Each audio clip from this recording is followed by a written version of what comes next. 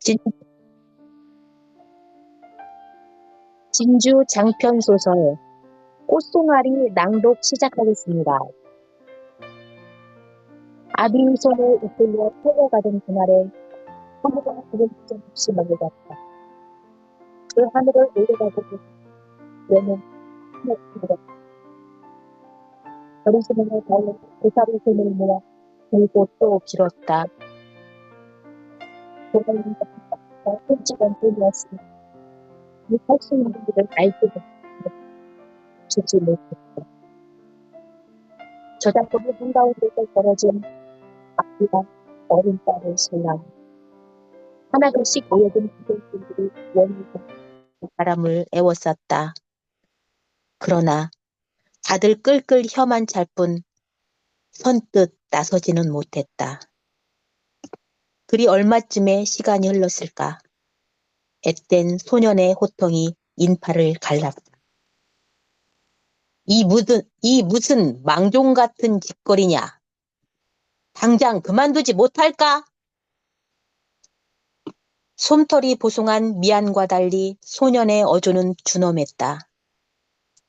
소년이 쓴 갓 위에 장식된 을로가 바라는 빛 또한 사뭇 위압적이었다.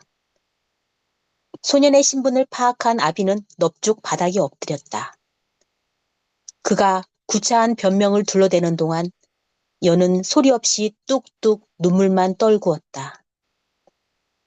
퍼뜩 정신을 차린 건 소년이 아비를 향해 엽전을 한 꾸러미 던질 무렵이었다. 어디에 있든 배만 골치 않으면 아이에겐 좋은 일이라 하였더냐? 허면 이 아이 내가 사지. 이 정도면 충분하겠느냐? 입을 쩍 벌린 아비는 일말의 주저도 없이 돈을 챙겼다. 저자저편으로 불이 나게 주랭랑을 치는 아비의 뒷등에는 한 점의 미련도 남아있지 않았다. 멀거니 그 모습을 보고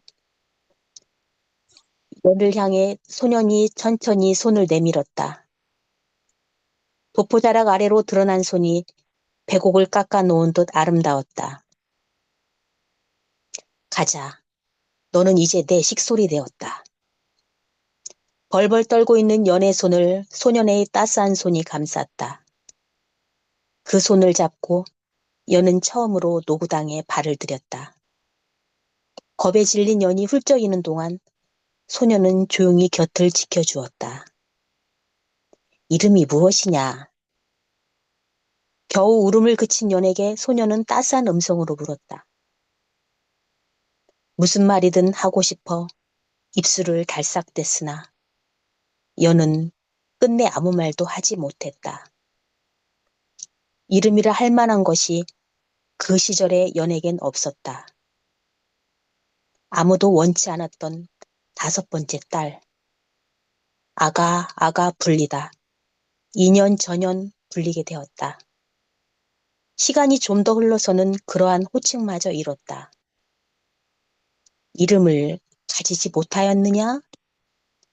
오랜 침묵 끝에 소년이 물었다.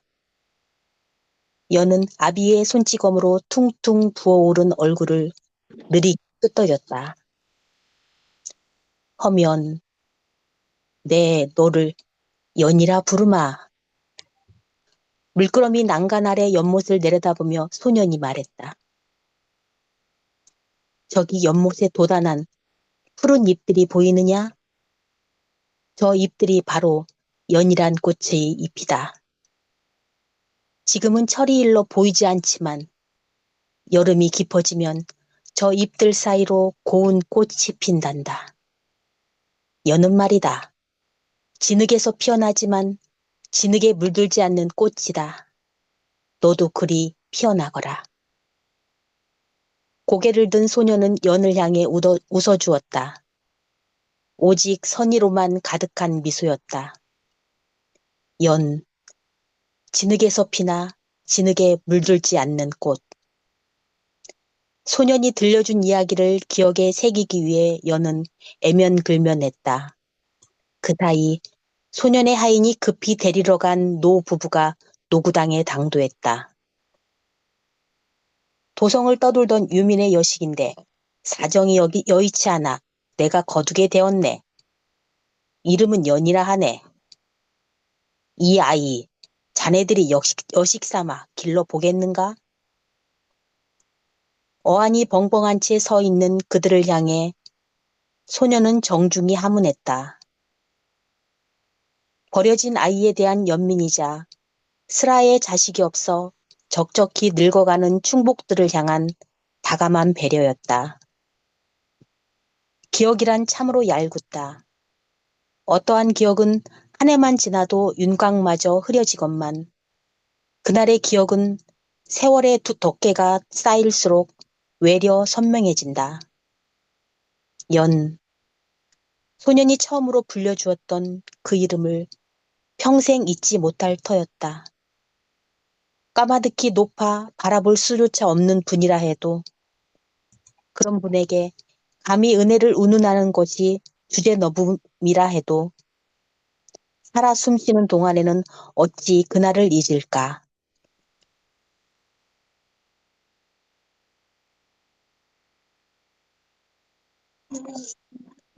171페이지. 아무리 달아내려 애써 보아도 소용없다면 차라리 담대히 마주하리라. 그 끝을 알 수 없다 하여도 내 기꺼이 너에게로 흐르리라. 숨결을 가다듬으며 저는 힘껏 닫힌 문을 열었다. 달빛이 비쳐 하얗게 빛나는 마당의 어귀에 막 소재를 끝마치고 나온 연이 서 있었다. 당황하며 고개를 숙인 연을 향해 저는 단호한 걸음을 옮겼다. 간격이 좁혀질수록 커진 감정의 파고로 명치 끝이 욱신거렸다. 해쓱한 연의 안색이 무명 저고리 아래에서 떨리는 어깨가 왁살스레 가슴을 핥히었다. 이제 오십니까? 어색하게 웃으며 연이 먼저 입을 열었다. 주먹을 쥔 서의 손에 더욱 힘이 들어갔다. 그 바람에 찢긴 상처가 벌어져 통증이 커졌지만 저는 동요하지 않았다. 저는 이만 돌아가 보겠습니다. 편히 쉬십시오. 어느 때보다 깍듯이 인사를 남기고 연은 멀어져 갔다. 흔들리는 서의 눈빛이 금방이라도 무너질 듯 위태로운 연의 뒷모습을 좇았다. 휘청휘청 다리가 꺾이는데도 연은 태연히 걸었다. 자신이 어떤 모습을 하고 있는지 자각할 여력조차 남아있지 않는 듯했다. 멈추어라. 막 중대문을 넘어서려는 연을 혀가 불러세웠다. 나직하여 더욱 힘있는 명이었다. 문을 향해 뻗었던 손길을 거두며 연이 그 자리에 멈추어 섰다. 저는 끝내 돌아보지 못하는 연의 곁으로 다가갔다. 겨우 한 걸음의 간격. 서로의 불규칙한 숨소리가 들릴 만큼 두 사람 사이의 거리는 가까워졌다. 내가 너의 무엇이냐? 떨리는 서의 목소리가 연의 어깨를 내리눌렀다.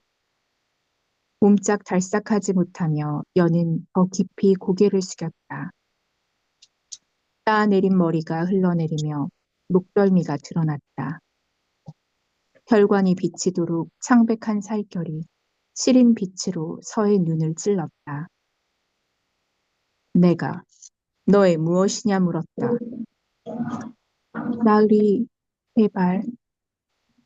어렵사리 돌아선 연이 울먹였다.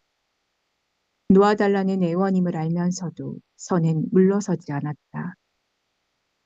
내가 너의 은인이더냐. 연이 하지 못하는 말을 서는 제 입으로 직접 꺼내놓았다. 연은 금방이라도 울음을 터뜨릴 듯한 얼굴로 고개를 끄덕였다. 예, 그러하십니다. 고개짓을 따라 고여있던 눈물이 흘렀다. 턱 끝에 방울져 맺혀있던 눈물은 곧 앞서프로 떨어져 작은 얼룩이 되었다. 내가 너의 주인이더냐? 눈물 자국을 바라보며 서가 다시 물었다. 이번에도 여는 망설임 없이 고개를 끄덕였다. 내가 너의 오라비더냐? 아릿한 미소와 함께 서는 연이은 물음을 던졌다. 여는 멍해진 눈을 들어 서를 바라보았다. 사위가 숨을 죽여 고요해진 노구당은 반공에 비스듬히 걸린 만월의 차지가 되었다. 내가 너의 사내이더냐? 비할 바 없이 그윽한 달빛 사이로 서의 마지막 물음이 흘렀다. 지독한 현기증을 이기지 못한 연이 휘청거리자 서가 다급히 팔을 뻗어 연을 감쌌다.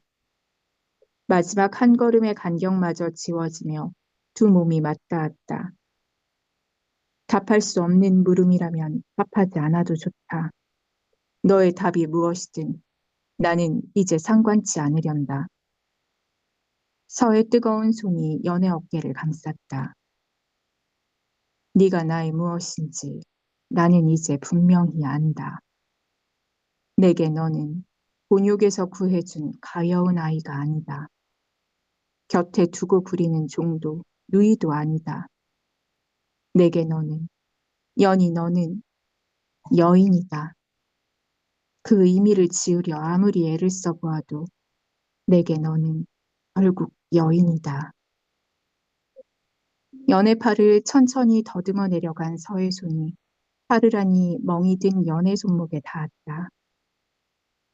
지금 네 눈앞에 서 있는 나는 네 은인도 주인도 오라비도 아닌 한 여인을 욕심내는 사내라는 뜻이다. 강경한 말과는 달리 서는 차마 연의 손목을 힘주어 잡지 못했다. 부드럽게 한없이 부드럽게 연의 손을 매만지는 서의 손길은 희미한 애조를 띠고 있었다. 바닥 없는 우물처럼 아득하던 연의 눈동자가 초점을 되찾은 것은 그때였다. 흔들림은 균열이 되더니 그 틈 사이로 눈석인물처럼 맑고 시린 눈물이 쏟아지기 시작했다.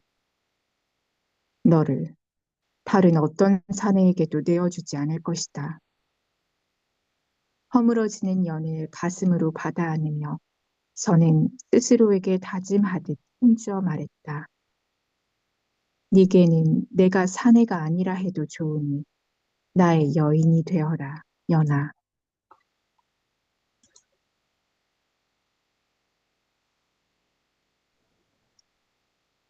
백구십. 나으리, 나으리, 명을 받들 수밖에 없어 몸을 내준 너를 안으면 유교기야 얼마든지 채울 수 있을 테지. 허나 연아, 내가 내게 바라는 건 그런 것이 아니다. 평정이 깨진 서의 눈빛이 흔들렸다. 몰아치듯 서두르는 내게 내가 끌려왔다는 것을 알고 있다. 나의 모든 말들이 너에겐 명령일 테니. 서가 희미하게 웃었다. 마음을 낱낱이 들켜버린 것만 같아 연은 급히 시선을 피했다. 그러나 서는 순순히 연을 놓아주지 않았다. 떨리는 연의 눈길을 고요히 끓는 물과 같은 눈동자 속에 기어이 담아냈다. 내게서 듣고 싶은 말이 많을 것이다. 바르작거리는 연의 손가락 사이로 서는 경직된 자신의 손가락을 천천히 얽었다. 아직 그것을 깨닫지 못한 연은 피하거나 움츠러들지 않았다. 수많은 물음이 담긴 눈으로 그를 응시하는 것이 전부였다. 허나 나는 내게 해줄 수 있는 말이 많지 않구나.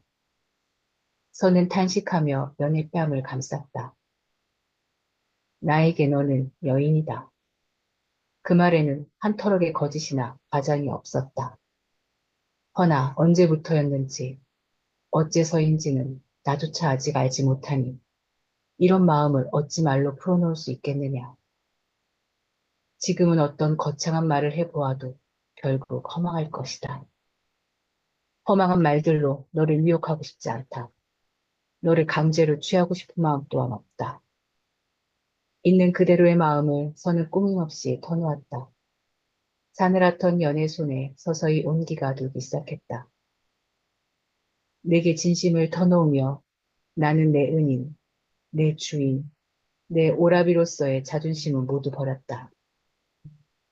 초객처럼 버렸으나 조금도 아까울 것이 없었다. 하지만 마지막 하나, 사내로서의 자존심은 버리고 싶지 않구나.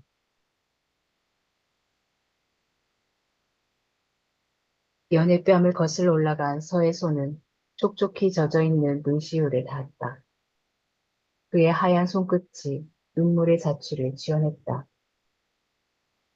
마음 없이 명령에 따라 옷고름을 풀 수밖에 없는 너를 안는 것. 그것이 내겐 사내로서의 자존심을 팽개치는 일이다. 하여 나는 그리하지 않을 것이다. 자존심. 생경한 그 단어를 여는 입술로만 속삭였다. 서는 고개를 끄덕이며 연의 손을 잡은 손에 힘을 실었다. 자존심은 스스로를 귀히 여길 아낄 줄 아는 마음이다. 신분의 귀천과 상관없이 무릇 모든 사람이 지녀야 할 마음이다. 제 스스로를 소중히 여길 줄 모르고서야 어찌 남을 소중히 여길 수 있겠느냐. 허니여나, 내 스스로를 귀하게 여기거라. 명령이 아닌 마음을 따라 움직일 수 있는 사람으로 살거라. 나는 그런 자존의 마음을 가진 여인의 사내가 될 것이다. 그리고 내가 지키고자 하는, 그것이 내가 지키고자 하는 사내의 자존심이다. 하오나, 하오나 나으리, 저는 더듬더듬 꺼낸 말을 여는 차마 끝맺지 못했다. 좋은 주인을 만나 사람 대접을 받으며 살아가고 있다고는 하나, 조선 하늘 아래서 숨쉬고 있는 이상 신분의 벽 앞에서 자유로울 순 없었다. 그 벽은 비단 입고 먹는 일뿐만 아니라 마음에도 어김없이 버티고 서 있는 것이었다. 그런 마음을 지니고 살 자격이 저에게도 있는 것일까요? 소망처럼 간절한 연애 의문을 선을 듣지 않고도 헤아렸다. 사람의 귀천을 어찌 신분으로 나누겠느냐. 귀함은 타고나는 것이 아니라 얻어지는 것이다. 스스로 귀해지고자 노력하고 산다면 비록 그 신분이 천출이라 하나 그는 귀한 사람이 될 것이고 반가의 혈통을 타고났다 하나 스스로 귀해지고자 노력하지 않는다면 그는 천한 사람이 될 것이다. 나는 그리 믿는다. 그러니 연아, 여인의 자존심을 쉬이 버리지 말거라. 내가 내 자신을 귀하게 여길 수 있게 되었을 때 그런 너를 내게 다오. 그토록 귀한 너를 안음에 있어 부끄러움이 없기 위해 나 또한 사내의 자존심을 놓지 않을 것이니. 당부의 말을 끝으로 선은 연예계에서 닿아 있었던 손길을 거두었다. 그만 맥이 풀려버린 여는 바닥을 짚어 허물어지는 몸을 지탱했다. 조용히 등을 돌린 선은 홀로 금침에 들었다. 이불빛을 끌어올려 덮는 순간까지 서의 낯빛은 흐트러짐 하나 없이 침착했다. 천천히 감기는 서의 눈을 여는 속절없이 바라보았다. 감은 눈꺼풀의 미세한 떨림도 이불길 위에 폭에 얹은 손의 경직도 여는 모두 지켜보았다. 그러나 여전히 할 수 있는 말이 없었다. 입술을 떼는 순간 울음이 터져나올 것 같아서 대체 무엇인지 모를 감정이 휩쓸려 밤새 꼬박 새도록 그 울음을 그칠 수 없을 것만 같아서 풀벌레의 성성한 울음소리를 따라 밤을 깊어갔다. 밤이 깊을수록 또렷해지는 등잔불의 불빛 속에서 여는 서의 입술이 닿았던 술잔이 수준이 보듬어지었다. 텅 빈 술잔 속으로 한 방울, 또 한 방울, 소리 없는 눈물이 흘러들었다.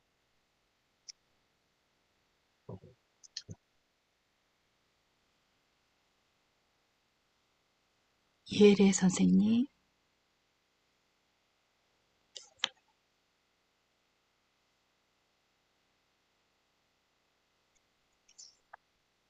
설마 그럴 리가 없다는 마지막 한 가닥의 미약한 마음은 서찰의 말미에 적힌 한 줄 글로 인해 무참히 짓뭉개졌다. 필체도 그 이름도 분명 어머니의 것이었다. 그 순간에는 마치 피가 거꾸로 솟는 듯하였다. 제아비를 여인 지 10년이 다 되도록 소복을 벗지 않는 그 정절이 너무도 곧고 맑아 안타까운 어머니였다. 그런 어머니가 외간 남자와 정을 통하였다니. 하물며 그 상대가 최복이라니. 당장 최복을 일으켜 세워 추궁하고픈 마음을 가까스로 억누르며 선은 펼쳐져 있는 서찰들을 차례로 읽어나갔다. 정인을 향한 연모지정을 가득 담고 있던 서찰은 시일이 갈수록 비애가 짙어졌다. 마음 같아서야 100번이고 1000번이고 임을 따라 났을 것이나 만약 그리한다면 온 집안이 화를 입게 될 것이라고 눈물로 젖은 서찰 속에서 소녀는 말하고 있었다. 약조를 지키지 못한 자신을 용서치 말라고. 차라리 죽은 사람으로 여겨달라고. 손을 대기 이전과 얼추 같은 모양으로 서찰을 어질러 두고 서는 도망치듯 최복의 집을 떠났다. 그리고 내리 닷새를 노구당에 집거해 있었다. 진창 같던 머릿속이 차차 정리되어 떠오른 그 밑그림이 서를 가없이 서글프게 했다. 그러나 일변으로는 오래도록 가슴에 품어온 수수께끼를 해결한 듯한 후련함도 들었다. 어머니의 마음이 아버지를 향해 있지 않다는 것을 선은 어렴풋이 짐작하고 있었다. 두 분이 함께하는 모습을 볼 수 있었던 건 철모르던 어린 시절의 몇 해가 전부지만 철부지 아이도 느낄 만큼 두 분의 사이는 서먹했다. 서로를 지나치게 조심스럽게 대하며 배려하는 모습은 일심동체를 이룬 부부라기보다는 내외하는 주인과 객에 가까워 보였다. 격식을 갖추어 내외하는 것이라는 짐작만으로는 설명할 수 없었던 아버지의 쓸쓸한 여보 얼굴. 그 곁에 최복의 그림자를 가만히 그려보자 비로소 온전히 아귀가 맞아떨어졌다. 이미 다른 사내에게 마음을 주어버린 여인. 껍데기뿐인 그 여인에게 마음을 주어버린 사내. 그 여인의 마음을 가졌으나 결국 홀로 남겨져 버린 또 다른 사내. 어긋난 인연의 부대낌에 욕지기가 치밀었다. 얼마간은 죽은 아버지가 못 견디게 가엾다가 시일이 흐르니 또 어미가 못 견디게 가여워졌다. 어느 순간부터는 최복마저 연민하게 되었다. 결국 모두가 가여운 사람들. 누구도 쉽사리 원망할 수 없었다. 그 시절의 충격을, 아픔을, 서름을 선은 느릿한 말로 풀어냈다. 때로는 연을 바라보고 때로는 칠흑 같은 하늘을 우러르며 담담하게 마치 타인의 이야기를 하듯이 연은 동요하지 않으려 애쓰며 서의 말에 귀 기울였다. 그러나 흔들리는 눈빛만큼은 끝내 숨겨지지 않았다. 그 모든 것을 홀로 끌어안고 어찌 견뎌내셨나요? 전하고픈 위로가 간절했으나 여는 꼭 참아냈다. 말을 꺼내는 순간 울음이 터져 나올 터인데 적어도 이 순간만큼은 서예 앞에서 눈물을 보이고 싶지 않았다. 네가 눈여겨보던 그 침장이 바로 어머님이 정인에게 남긴 마지막 선물이었다. 붉어진 연의 눈시울을 매만지며 서가 미소 지었다. 차라리 울음에 가까워 배는 미소였다. 나는 그토록 지독한 인연 속에 갇혀 살고 싶지 않았다. 그런 정한을 만들고 싶지 않았다. 하여 나는 너를 택했다. 루이의 마음을 알면서도 매몰차게 자를 수밖에 없는 연유도, 법도와 명분을 따라 선뜻 정처를 드릴 수 없는 연유도 거기에 있다. 나는 말이다, 연아. 못다 이룬 사랑의 망령에 사로잡힌 어머님처럼 살고 싶지 않았다. 내 선택으로 말미암아 온전히 사랑할 수도, 사랑받을 수도 없어 나락을 헤매야 했던 내 아버님과 제법 같은 이가 생겨나게 하고 싶지 않았다. 태도를 걷는 한이 있더라도 나는 이 내 마음을 지켜내고 싶었다. 그 마음이 내게는 너였다, 연아. 어둠도 미처 가려주지 못한 눈물로 서의 눈시울이 젖어들었다. 연은 고개를 깊이 숙여 그 눈물을 묵과함으로써 서의 자존심을 지켜주었다. 지금도 내 마음은 그러하다. 정에 얽매여 대의를 거스르는 못난 사내가 바로 너의 지아비로구나. 서는 천천히 연의 얼굴을 들어올렸다. 연민과 놀라움이 혼재된 감정이 휘둥그레진 연의 두 눈을 가득 채우고 있었다. 그 말씀은 네가 아닌 다른 여인을 곁에 두는 일은 결코 없을 것이다. 나으리, 너를 마음에 들인 후로 매일같이 번민했다. 너를 애써 밀어내고 사는 동안에도 끝내 미련을 놓지 못해 결국 너를 붙잡아 내 곁에 둔 후에도 쉼 없이 번민하고 또 번민했다. 그래도 내 마음은 변함이 없으니 어찌하겠느냐. 그 마음을 쫓아 살 밖에. 두런두런 정담을 나누는 소리가 건너방까지 전해졌다. 아비는 여식의 안부를 묻고 여식은 노쇠한 아비의 건강을 염려했다. 조금도 특별할 것이 없는 이야기였다. 그럼에도 묘하게 신경이 쓰이는 건 목소리에 담긴 온기 때문이었다.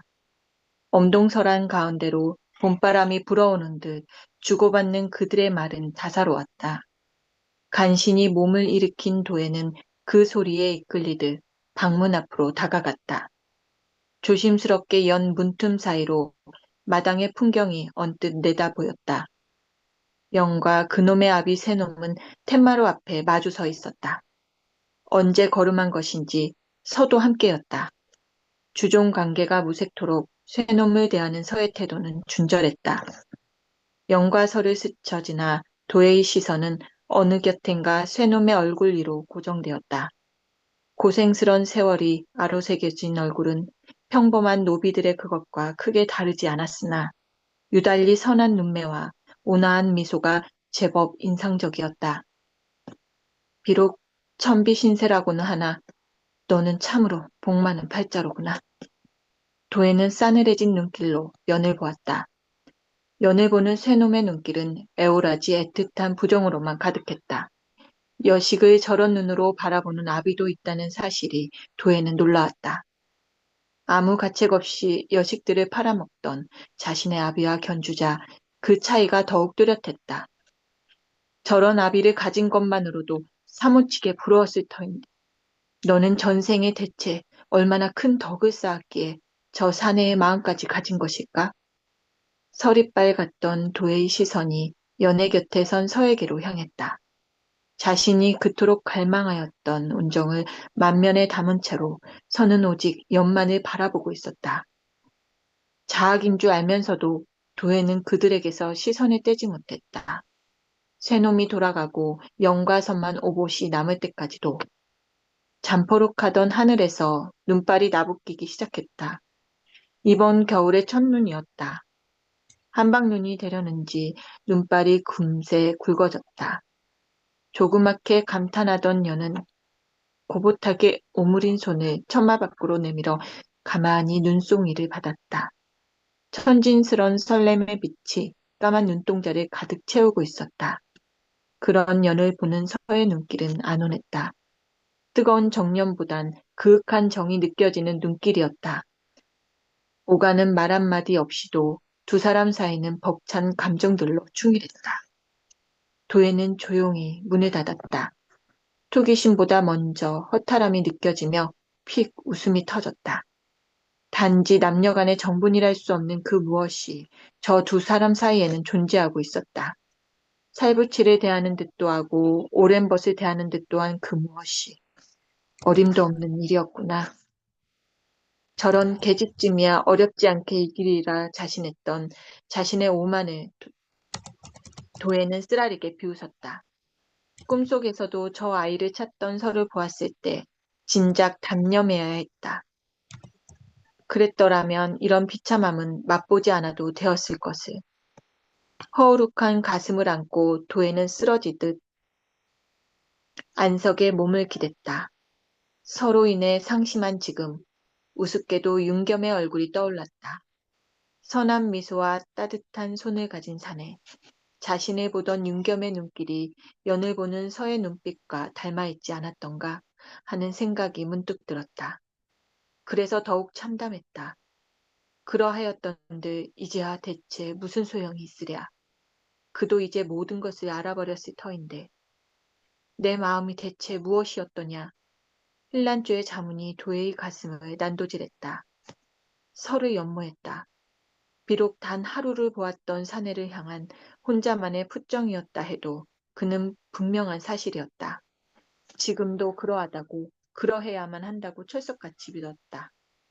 그러나 가슴 깊숙한 곳에 저도 모르는 새 새겨진 이름은 서의 것이 아니었다.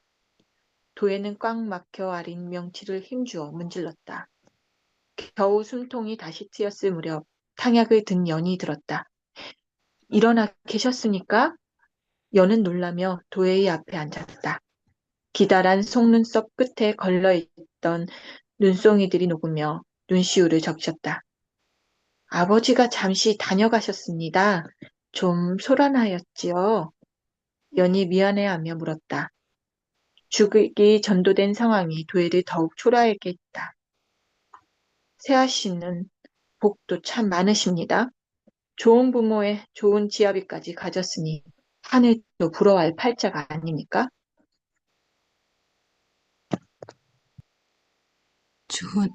주은아 선생님. 아침나절에 부산함이 무색토록 백화오는 고요했다. 비서내린 듯이 가지런한 햇살이 가만히 밀려와 정막을 흔들 뿐 처소 어느 곳에서도 인기척은 느껴지지 않았다. 꿈결 같다고 홍고나 의식 속에서 여는 생각했다. 방 안을 가득 채운 금빛의 햇살, 따사로운 이부자리, 사지로 전해지는 노곤함. 오감이 감지하는 모든 것이 이룰 수 없다 싶게 포근했다. 현실과 미몽 사이를 부유하던 연애 의식은 햇발이 쨍하게 무르익을 무렵에야 맑아졌다. 눈을 뜨자 빗줄기 속을 떠다니는 결고운 먼지들이 가장 먼저 시야를 채웠다. 한 톨의 먼지마저도 아름다워 보이게 할 만큼 가을날의 아침은 청명했다. 몸을 일으켜 안고서야 치로락이 하나 걸치지 않은 나시냄을 깨달은 여는 황급히 이불깃을 끌어올렸다. 부끄러워져 힐끗 살핀 옆자리는 웬일인지 텅 비어 있었다. 서보다 늦게 눈을 뜬 일은 처음이라 여는 적잖이 당황했다. 어쩌자고 늦잠을 다 잔 것인지.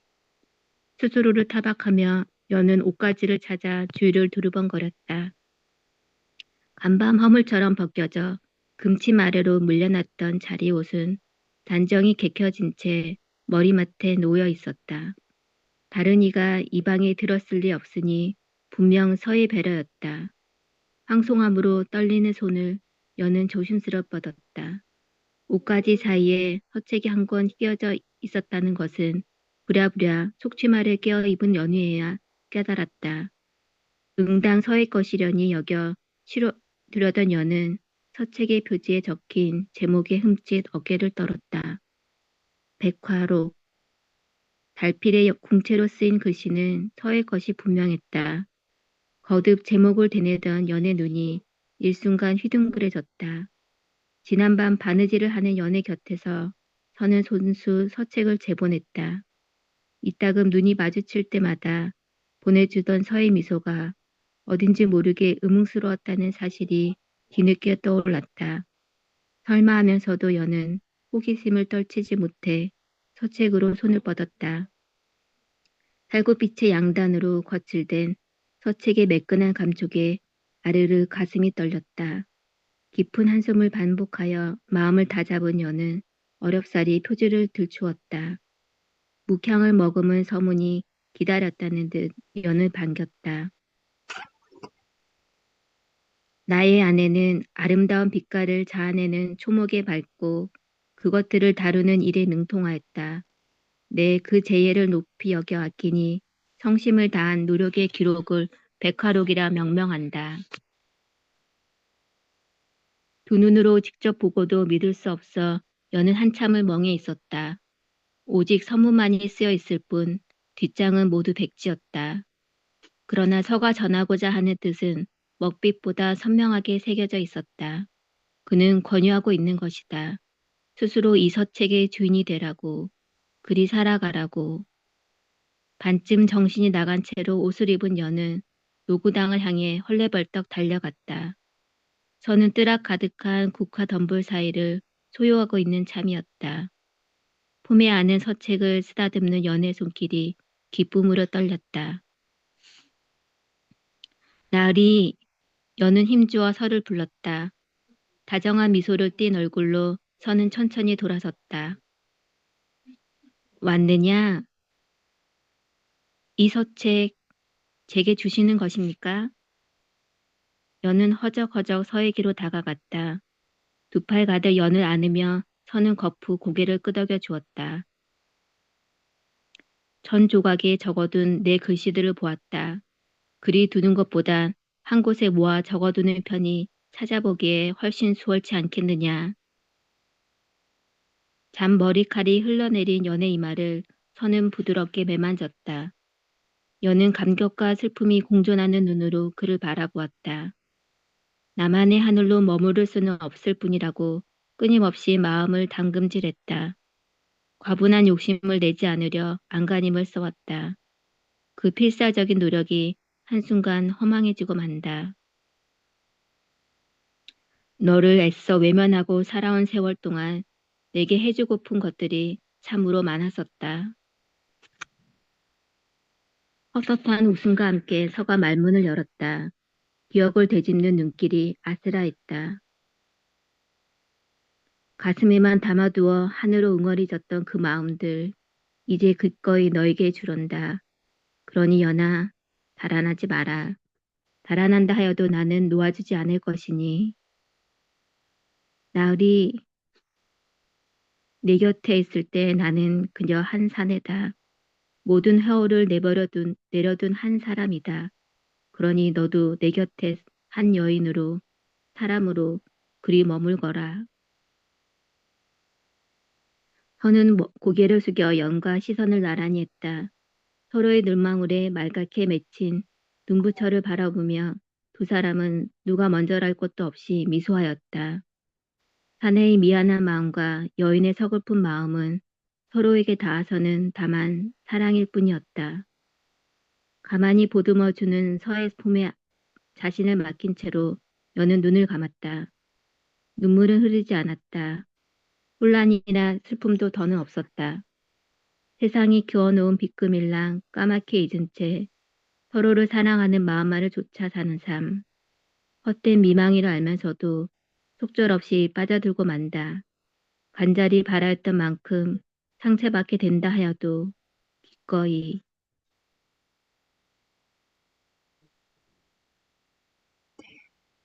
황인자 선생님. 혹한의 날씨를 견디지 못한 연지에는 두툼한 얼음이 얼었다. 한때 연잎으로 뒤덮여 푸르던 수면이 지금은 백옥처럼 하얀 말갛게 빛났다.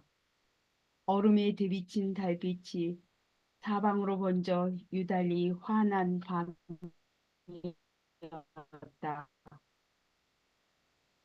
도에는 새하얀 소같다. 버선발로 사뿐사뿐 내딛는 걸음이 지상에 닿는 달빛의 자취처럼 고요했다. 챙겨온 서한과 하얀 광목을 도에는 정자의 가장자리에 가만히 내려놓았다. 그리고 천천히 연지를 향해 돌아섰다. 밤 기운이 밴 달빛을 머금은 소복이 파르스름한 빛을 띄었다. 소리마저 얼어붙은 듯 적막한 기방의 후원을 도에는 오래도록 바라보았다. 시국이 시국인 만큼 조정의 대신들은 기방 출입을 자제했다. 그 덕에 모라각 기녀들의 겨울은 한결 평안해질 터였다. 그래도 이런 안감 속에서 떠날 수 있어 다행이라 쓸쓸히 자위한 도에는 미련 없이 등을 돌려 마루의 중앙으로 나아갔다. 느리게 호흡을 가다듬은 도에의 손꽃으로 하늘거리는 한삼 자락이 드리워졌다. 그리고 얼마 지나지 않아 도에는 감았던 눈을 떴다. 춤의 시작이었다. 보아주는 이도 하나 없건만 도에의 춤사위는 어떤 춤판에 섰을 때보다 아름답고 정성스러웠다. 양반들의 눈요기를 위해 추던 거무와 같은 현란한 기교는 없었으나 정, 중, 동의 애련한 몸짓에는 오욕을 견디며 살아온 삶의 정한이 속속들이 배어났다. 그 춤사위로부터 처연하고 아름다운 계면주의 가락이 흐를 듯 하였다. 난생 처음 오롯이 제 자신을 위해 추는 춤, 비루하고 신선하였던 삶에 보내는 살풀이였다. 소리 없는 낭루처럼 흐르던 춤사위마저 멋자 적막감은 한결 깊어졌다. 쓰임을 다한 한삼을 바람결에 날려보낸 도에는 서한을 놓아둔 정자의 가장자리로 홀가분히 다가갔다.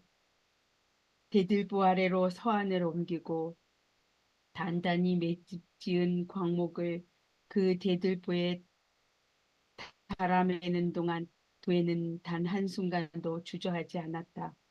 응당 해야 할 일을 유유하고 결연했다. 그만하고 싶다. 이 판이 다녀간 그날부터 도애의 머릿속을 떠도는 생각은 그 하나뿐이었다. 위태로운 마음을 지탱하던 마지막 심지마저 무너져 버린 듯 더 이상 어떤 분노나 슬픔도 생겨나지 않았다. 다만 멈추고 싶었다. 이 신물나는 삶에서 벗어나 이만 헐헐 떠나고픈 열망이 전부였다. 남은 모든 힘을 짜내 광목의 마지막 매듭을 지은 도에는 다소곳한 자세로 서한 위에 섰다. 생의 마지막을 함께할 둥그런 올무가 눈앞에서 흔들렸다. 죽음이 코앞까지 다가왔음에도 두려움은 없었다. 오히려 해묵은 체증이 사라진 듯 가슴이 후련했다. 숨을 깊이 들이쉬며 도에는 하얀 목에 울물을 걸었다. 그 순간 우습게도 윤겸이 떠올랐다. 끊임없이 상처받고 유린당해 온 생에 어느 기억의 구비를 반추해 보아도 누구 하나 사죄하지 하였던 이가 없었다. 돈 때문에 자식을 팔아도 돈을 앞세워 계집을 겁간해도 하나같이 뻔뻔하게 고개를 지켜세워 자신을 질타했다. 계집으로 난 네 죄라고 천한 몸뚱이를 가진 네 운명이라고 화살을 돌렸다. 그런 삶에서 윤겸은 유일하게 미안하다 말해준 사내였다. 제 잘못이 아닌 일로 다제하고 가슴 아파해준 사내였다. 그대와 나 조금 일찍 만날 수 있었더라면 어떠했을까? 화초 올리던 그 해에 평양 관할을 스쳐간 사내가 해평군이 아닌 그대였더라면, 내가 연무하게 된 사내가 그대였더라면, 그랬더라면 우리의 기막힌 인연 지금과는 다를 수 있었을까? 덧없는 가정의 끝에서 도에는 실수했다. 설령 그럴 수 있었던들 무슨 소용일까? 이미 헝클어질 대로 헝클어져 돌이킬 수 없는 인연인 것을. 이를 악물며 되는 목에 건 올무를 움켜쥐었다. 그리고 막 서안을 내려는 찰나 어째서인지 스르르 눈이 떠졌다. 그리고 다리, 연당 지붕 끄트머리로 살풋 보이는 다리 박히듯 눈에 들어왔다. 다리 언니, 다리 언니 하며 귀찮을 정도로 졸졸 따라다니던 어린 아우의 얼굴이 그 달 속에 들어있었다. 아가야, 물기 어린 속삭임이 나직히 흘러나왔다. 연아, 더는 부정할 수 없는 이름이 울음처럼 쏟아졌다. 너는 이제 어이 하려느냐? 도에는 무정한 달을 향해 물었다. 자신은 더 이상 생에 미련이 없으나 그토록 사랑하는 사내와 뱃속에 든 아이까지 둔 살아야 할 이유도 너무도 뚜렷한 그 아이는 아마 악착같이 살아내고 싶을 터였다. 자신이 죽음을 목전에 두고 바라보고 있는 저 달을 어쩌면 그 아이는 삶을 희구하며 바라보고 있을지도 모를 일이었다. 너와 나 마지막까지 어쩜 이리도 얄궂은 인연인지. 흘러내린 한 줄기의 눈물이 입술을 적셨다. 그 아이를 미워하고 싶었다. 무심하고 싶었다. 그러나 끝내 미워할 수도 무심해질 수도 없었다. 자네에게 몸 팔고 웃음 팔면 단지 그뿐. 주제넘는 짓은 하지 않는 편이 좋을 게다. 어서 서한을 박차 그 모든 혼란의 종지부를 찍으려 할 때였다. 불현듯이 떠오른 이 판의 멸시어린 경고가 의식을 핥히며 서한을 차내려 뒤로 뻗었던 발끝이 굳은 듯이 멈추었다. 이대로 목숨을 끊는다면 결국 그의 말대로 되는 것일 터였다. 몸 팔고 웃음 팔던 기생년이 그런 제 주제를 비판하여 자진한 하찮은 일, 대가댁 마당을 지키는 개 한 마리의 죽음보다 못한 죽음. 주제, 주제라. 조용히 되뇌는 도예의 입술이 파르르 떨렸다. 살고 싶은 의지 따위 여전히 없었다. 그러나 죽음마저 세상이 멋대로 정한 주제 속에 우겨넣고 싶진 않았다. 그럴 수는 없었다. 달은 천천히 움직여 지붕 너머로 사라지고 밤하늘엔 미약한 별빛만 남았다. 그 하늘에 시선을 북받아둔 채로 도에는 목에 걸고 있던 올무를 벗었다. 그리고 천천히 광목의 매듭을 풀었다. 하얀 천이 툭 마룻바닥으로 떨어지는 소리를 따라 도에도 서안 아래로 발을 내리디뎠다. 외시 벗어낸 날큼한 콧끝이 어둠을 버렸다. 돌아온 설을 가장 먼저 맞이한 건 한시였다. 천천히 다가온 그녀는 아무 말 없이 아들을 품에 안았다. 뒤이어 마중을 나와 있던 가솔들의 눈 인사를 나누며 선은 그곳에 연이 없음을 깨달았다. 연희는 혼례를 준비하느라 나오지 못했다. 아들의 놀란 마음을 읽은 한씨가 나지막이 말했다. 그 말에 서의 놀라움이 더욱 커졌다. 영과의 혼례라니. 더욱이 오늘과 같은 날에. 아무리 생각해 보아도 어미가 내게 해줄 수 있는 일이 이것뿐이더구나. 서의 손을 감싸지며 한씨가 고개를 숙였다. 이런 기억이 남겨주어야 어미가 내게 제대로 된 어미 노릇 한번 하지 못하고 살아온 이 어미가 너를 보낼 수 있을 듯하여. 멍멍해져 있는 서에게 한씨가 조근조근 말을 이었다. 어미가 하고자 하는 말이 무엇인지 이해하자 서의 가슴이 화탓한 통증이 일었다.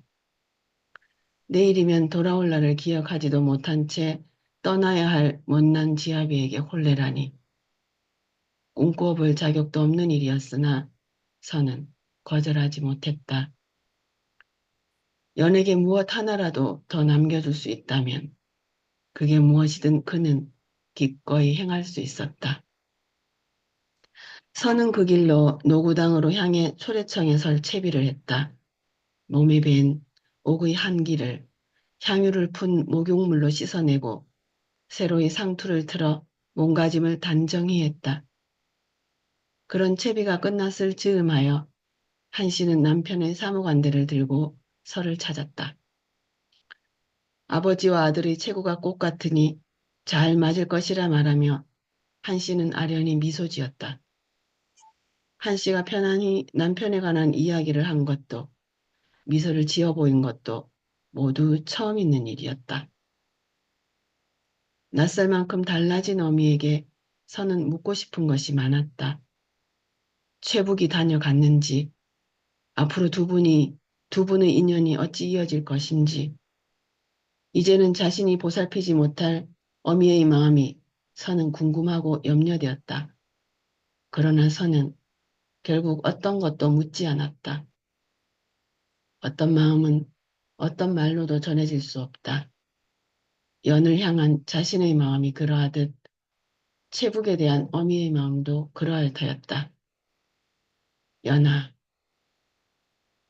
뺨을 간지리는 눈꽃이 연이라도 되는 양 서는 애틋하게 속삭였다. 푸르른 달령포의 끝자락이 그의 마음처럼 너울댔다. 그때였다. 중대문 너머로 언뜻 인형이 비치는가 싶더니 화롯을 입은 연이 곧 그 요요로운 자태를 드러냈다. 새하얀 설경을 화폭 삼아 연은 선연한 붉음으로 피어났다. 연아, 나의 연아. 뛰는 심장이 아우성치듯 그 이름을 불렀다. 약식으로 치르는 혼례라 하여도 지켜야 할 법도는 분명하거늘 서는 그 모든 것을 까맣게 해준 채 오직 연만 바라보았다. 수모를 맡은 차돌레와 분녀의 부액을 받으며 연은 천천히 서를 향해 왔다. 다소곳이 숙인 아미 위로 드리워진 진주구슬의 흔들림을 따라 서의 가슴도 요동쳤다. 너를 두고 나는 어찌 떠나야 할까? 연이 가까워질수록 서의 아픔이 커졌다. 그 아픔을 서는 미소로 감추었다. 어느덧 서의 코앞까지 다가온 연의 얼굴에도 서의 것과 닮은 미소가 담겨 있었다. 제 몸피의 몇 갑절이 될 듯 풍성한 옷자락과 대조되어 연은 더욱 자그마해 보였다. 그 모습이 애달파 절로 애가 잦았다. 겨우 걸음을 돌린 서는 초래청에 차려진 큰 사랑의 누마루에 먼저 올랐다. 청홍의 비단보가 아름다운 교배상 앞에 멈추어서 마음을 가다듬는 사이 연도 초래청에 들었다. 뒤이어 걸음한 한씨와 옹경이 동과 서로 나뉘어 선 두 사람 사이에 섰다. 정화수가 담긴 대야에 손을 씻는 것으로 식은 시작되었다. 찰박찰박 물살이 있는 소리에 초래창을 뒤덮은 정적이 흔들렸다. 이따금 연을 바라보는 서와 달리 연은 오직 버선코만 내려다보고 있었다. 물기를 닦은 손을 다시 한삼 아래로 감추고 연은 서를 향해 2배를 올렸다. 1배로 담내한 서는 일렁이는 촛불 너머로 지그시 연을 응시했다. 연도 살그머니 시선을 들어 그를 보았다. 눈물이 가득 차오른 커다란 눈동자가 답별처럼 반짝였다. 떠나야 하는 사내의 미안함과 보내야 하는 여인의 안타까움이 그 빗속에 깃들어 있었다. 다시금 신랑에게 올리는 절. 연의 몸짓은 조금 더 느리고 신중했다. 단 한순간도 놓치지 않으려는 듯 그 모습을 지켜보던 서의 눈이 한순간 커졌다. 저를 돕던 수모들도 당황하여 주춤거렸다. 연이 깊이 숙인 고개를 다시 들지 못하고 있는 탓이었다. 얼마쯤이 더 지났을까? 넘쳐흐른 연의 눈물이 연화문이 수놓인 한삼 위에 어룽지는 것을 서는 보았다. 그렇게나 고요히 연은 낙노하였다. 남은 1배를 마저 마쳤을 때에는 치맛단에도 눈물 얼룩이 새겨져 있었다. 그것은 기묘한 눈물이었다. 흐느낌은커녕 아주 작은 떨림도 없이 다만 눈물만 사르락 사르락 눈 내리듯 고요히 흘렀다. 화로수의 광휴에 물들어 주홍빛을 띠는 눈물이 어깨 위로 늘어뜨린 댕기 끝에 물린 산호구슬처럼 아름다웠다. 교배례를 마친 후에도 연의 눈물은 멎지 않았다. 그러나 연은 눈물방울이 굵어질수록 오히려 차분해지는 듯 했다. 긴장으로 굳어있던 얼굴이 풀어지며 언뜻 미소가 감돌기도 했다. 그 눈물을 지켜보던 수모들이 울고 급기야 옹경까지 흐느꼈다. 마지막 합 한 줄을 주고받는 표주박 술잔 속으로 연의 눈물이 떨어졌다. 그것을 유심히 지켜보던 선은 차돌레가 전해준 그 술잔을 깨끗이 비웠다. 연은 눈물에 씻겨 맑은 눈을 들어 서를 보았다. 두 사람의 눈길이 교배상 아래에서 다정히 얽혔다. 눈물의 씨앗이 술잔에 담겨오기라도 한 것일까? 줄곧 느면하였던 서의 눈시울에도 물기가 비쳤다. 구름이 뒤덮여 흐리던 날은 금세 저물어 초래청에도 어둠이 깃들었다. 그러자 더욱 선명해진 불빛이 서로를 담은 두 사람의 눈동자를 밝혀주었다. 맑게 고인 눈물이 가슴에 사무친다.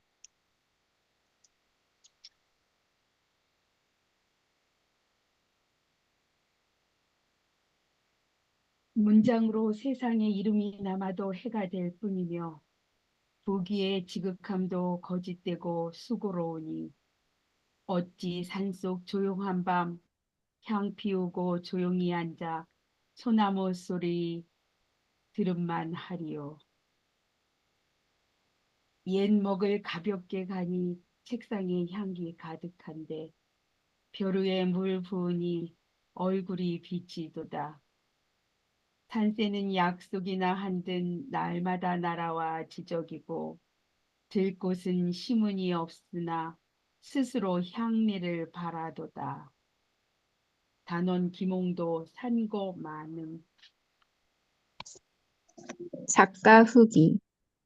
승자가 모든 것을 가진다는 노랫말처럼 승자의 역사는 찬란하다.